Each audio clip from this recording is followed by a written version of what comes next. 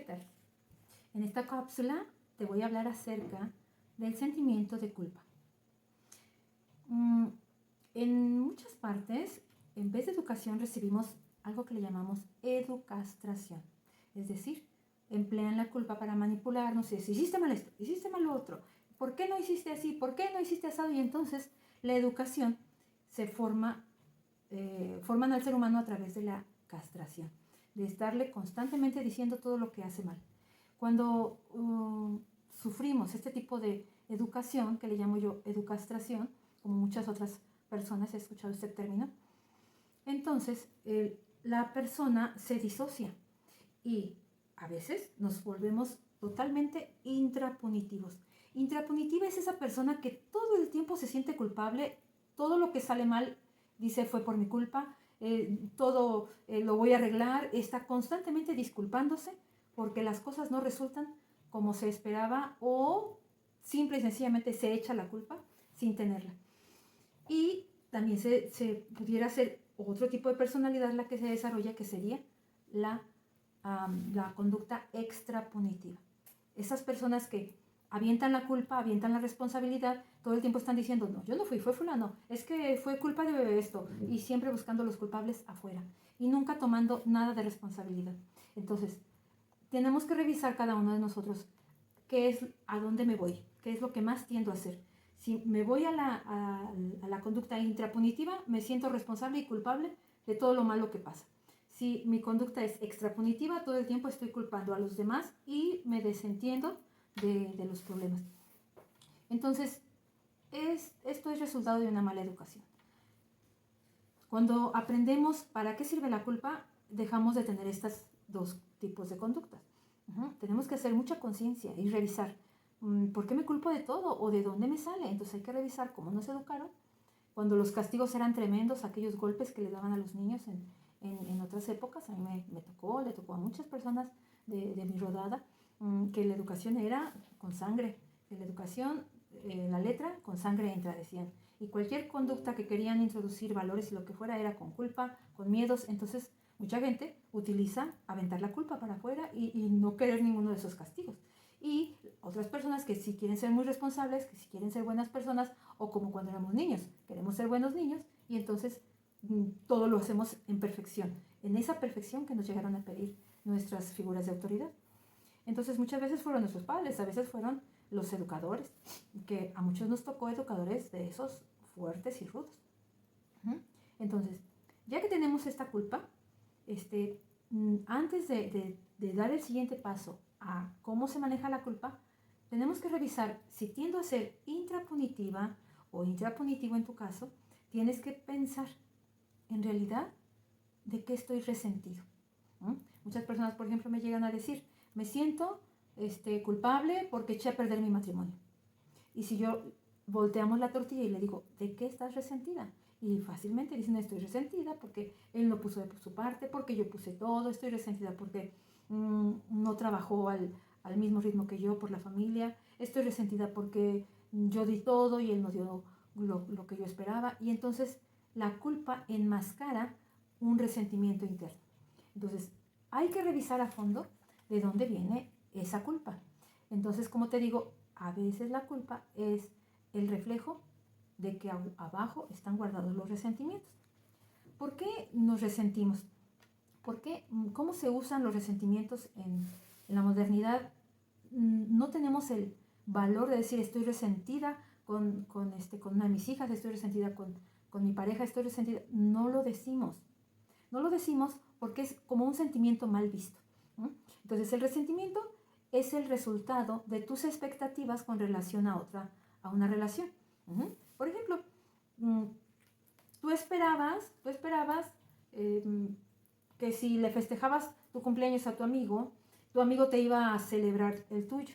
Y el día de tu cumpleaños estás ahí toda linda esperando que te festeje tu amigo porque tú lo festejaste antes, pero nunca hubo el acuerdo. Y entonces el tal amigo puede ser que ni se acuerde de ti y nada más te mande un mensajito después de que tú le hiciste una fiesta show y como no acordaste, oye, yo te festejo y luego tú me festejas.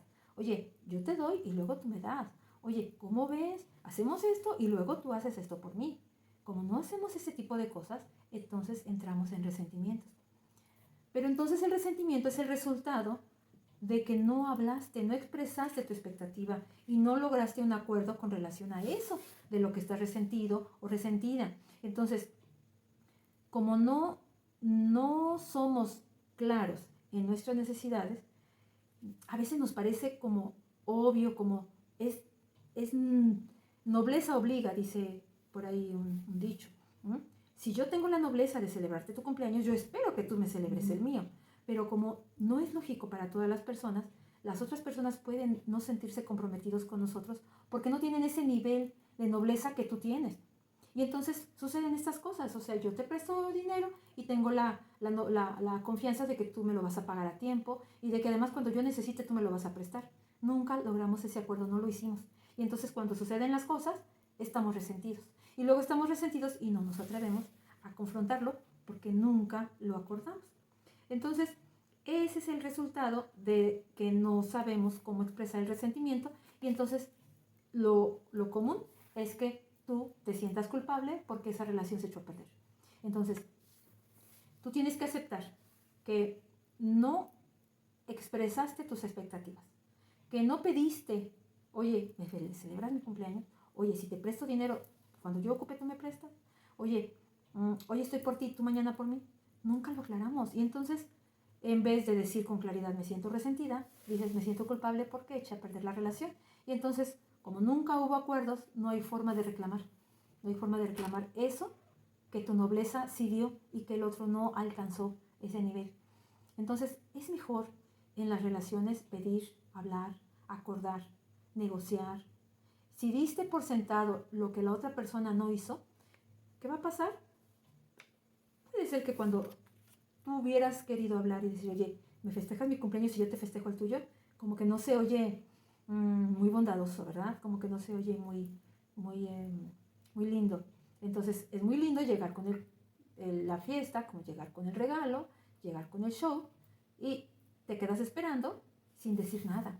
Entonces, ¿qué tal que llegas con el pastel o le dices un día antes, oye, te festejo tu cumpleaños, pero tú me festejas el mío? No se escucha muy, pues, muy ético, muy claro, como que, ay, a mí me gustaría que a ti se te ocurriera, si a mí se me ocurrió, que a ti se te ocurra. Pero después quedas resentido y entonces está peor. Entonces es mejor hablar. Hoy los jóvenes y los niños ya de esta época ya dicen, va a ser mi cumpleaños y ya te avisan y lo ponen en Facebook y luego ponen, voy a estar en tal lugar esperando que vengan a festejar mi cumpleaños. Y entonces llegan todo el mundo con sus regalos y con todo y él nada más lo que tuvo que hacer fue apartar el lugar y invitarlos. O sea, hay que tener la humildad de pedir, hay que tener la sensatez de decir, sí necesito de los demás, sí necesito que los demás se acuerden de mí, en especial en mi cumpleaños. Entonces, tenemos que aprender a tomar acuerdos y hablar eso complicado que no hablamos, porque si no, lo voy a transformar en culpa y regresamos al tema de hoy, la culpa. Entonces, me siento culpable porque no funcionó esta relación. Entonces, en vez de decir, estoy aprendiendo a decir lo que necesito, a pedir lo que necesito, a tomar acuerdos y estoy dispuesta a aceptar que el otro me diga que no. ¿Sabes qué? Tú me puedes celebrar mi cumpleaños, pero yo nunca te voy a celebrar el tuyo. Ah, ok, qué bueno que me lo avisas. Oye, pero ¿qué te parece que te puedo invitar de viaje, te puedo invitar a algunas otras cosas, puedes disfrutar de mi amistad de otra manera? Entonces, tomamos acuerdos y tomamos algunos ajustes en lo que la otra persona sí te puede dar. Entonces, dejas de caer en esa espiral del resentimiento, de cómo yo le di, él no me dio, cómo es posible que no llegue a la altura de mi cariño y yo tan gentil y tan generosa. Pero cuando tú estás viendo que no hay una reciprocidad en esa relación que estás haciendo ahí, ¿verdad? Por ahí tengo un video que después de tanto resentimiento, el resentimiento se convierte en odio. Puedes revisarlo en este video. Entonces, la culpa también es muy utilizada por los manipuladores. Te dicen, ay, qué mala eres, o sea, yo estuve aquí el día de mi cumpleaños y tú nunca llegaste, y yo sí te celebré a ti. Entonces, ¿qué estoy haciendo?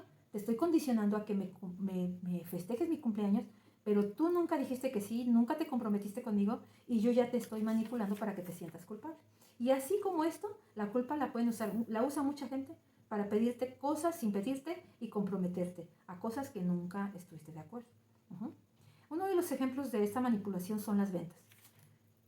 Llévese esto gratis, es más, no me lo pague y yo le puedo devolver su dinero. Y te dan, no sé, un regalo y después te sientes la nobleza de la otra persona que te dio un regalo, y en nuestro inconsciente tenemos esa necesidad de ser recíprocos y de ser nobles. Nobles es tener un nivel elevado de ética. Es pertenecer a la realeza, a la nobleza. La persona que pertenece a la nobleza es una persona con muchos valores. Y entonces cuando alguien te da, tú estás consciente de que tienes que ser recíproco y regalar o otorgar algo en consecuencia de lo que se te dio. Por ejemplo, te invitan a una fiesta, lo ético es llegar con un regalo. ¿Por qué? Porque te estás jugando con esa reciprocidad a la altura de la nobleza del que te invitó. Entonces, cuando aparece la manipulación de las ventas, llegan, te regalan y después tienes que aceptar o escuchar al vendedor o llevarte algo de lo que te vendieron, o ya hemos mucho aprendido a que nos están manipulando y tenemos que decir, no gracias, aquí está tu regalo. Y o me quedo con el regalo, tú dijiste que era regalo. Pero sabemos que eso es porque te quieren dar, porque siempre está la reciprocidad de dar y recibir, dar y recibir. Eso es una conducta moral y ética. Y hay que aprender a decir que no. Bueno.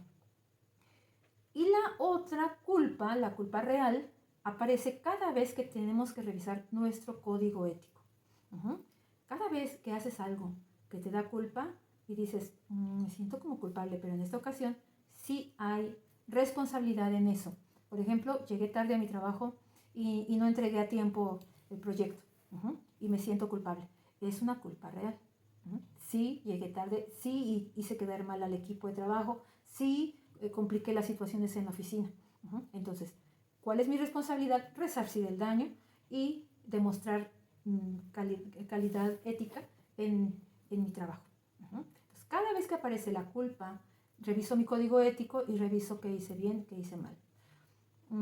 Para liberarnos de la culpa que le llamamos neurótica, esa culpa de que todo el tiempo me siento culpable de todo, es revisar, a ver, me siento culpable, típico, ¿verdad?, de las personas que viven violencia en su infancia, principalmente abuso sexual, se sienten responsables del abuso.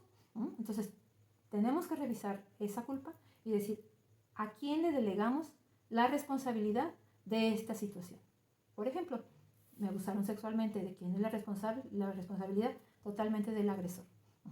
De mis educadores que no me cuidaron, de las personas que estuvieron al tanto de esa criatura y no la estuvieron atendiendo como merecía, de que no le enseñamos a ese niño a expresarse y a decir necesito ayuda, está pasando algo, no hubo esa confianza en la comunicación, no hubo esa educación en la sexualidad para que esa criatura supiera defenderse o supiera decir lo que estaba pasando. Entonces hay muchos responsables en un solo abuso sexual. Vamos a pensar en otra situación, me siento culpable entonces de ese abuso, entonces delego responsabilidades y yo tomo solamente la responsabilidad de rehacer mi vida, de reponerme, de ir a terapia y de dejar de sentir todos esos sentimientos tan horribles que le quedan a una persona después de un abuso. Tiene que retomar el camino de su vida y en caso de que el agresor tome responsabilidad tendría que pagar esa terapia. Y si no hay esa calidad, ¿verdad?, en los juicios, cuando menos tú mismo buscar tu propia recuperación. Y sí responsabilizar a los agresores y a todos los que tomaron parte de esa culpa. Entonces, cada vez que aparece culpa, tú repartes responsabilidades y te quedas con la parte que sí te corresponde. Por ejemplo, se cayó el proyecto que estábamos haciendo durante 6 meses en la oficina. Y entonces yo levanto la mano y digo, yo me siento culpable. Pero esa persona que levanta la mano y dice, me siento culpable, tenemos que enseñarla a repartir responsabilidades.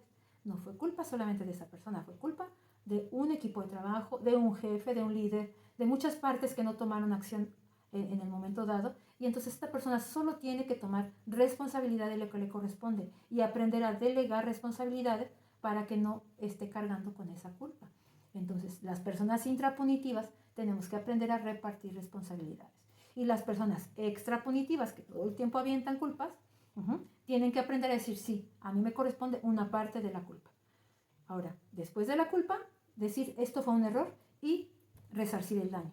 Y decir, ¿qué me corresponde a mí hacer para que esto no siga pasando, para que esto se componga? Pedir una disculpa, ¿verdad? Como dice la palabra, que me disminuyan la culpa y yo aprender de esa experiencia. Entonces, cuando somos niños, le decimos al niño, eres culpable de esto, niño, tonto, y lo calificamos devaluándolo. Y después de la culpa le otorgamos un castigo todavía. Y ese castigo, según esto, es para que aprenda. Entonces, la misma culpa, vamos a pensar que un niño quebró un plato, un vaso de la mesa que estaba comiendo. Y entonces, en aquellos ayeres, tomaban las abuelas parte del vaso roto y le cortaban al niño con ese vaso roto para castigarlo por su error. Ya el hecho de que el vaso esté roto y el niño vea, el niño se siente muy agobiado. Ya eso ya es suficiente como para decir, ten más cuidado la próxima vez, recoge los trozos de basura que dejaste y ten cuidado. Es suficiente. Y luego todavía agregarle un castigo a las conductas equivocadas todavía es una educación culpígena, como les digo. Entonces, tenemos que aprender a que después de que nos equivocamos, todo error requiere un aprendizaje. No es culpa, castigo. Si fuera, no sé, en una situación penal, toda culpa requiere un castigo. Y según después de ese castigo, la gente va a aprender. Yo veo que salen de las cárceles sin ningún aprendizaje. Los niños después de ser castigados quedan resentidos y lastimados. Entonces, no sirve educar de esa manera, como les digo, con educastración. Tenemos que aprender a repartir responsabilidades y a que de cada culpa, por haber cometido algún error, lo único que se requiere es un aprendizaje y eso es suficiente. Bueno, pues así es, el sentimiento de culpa puede ser que esté encubriendo resentimientos que hay que resolver, hay que delegar las culpas y hay que aprender después de cada error. Es así, hasta aquí dejamos este tema. Mi nombre es Teresa Carrillo y estoy a tus órdenes. Si quieres asesoría online, estoy a tus órdenes en este teléfono. Y si quieres que toque algún tema, coméntamelo. Estoy a tus órdenes. Hasta luego.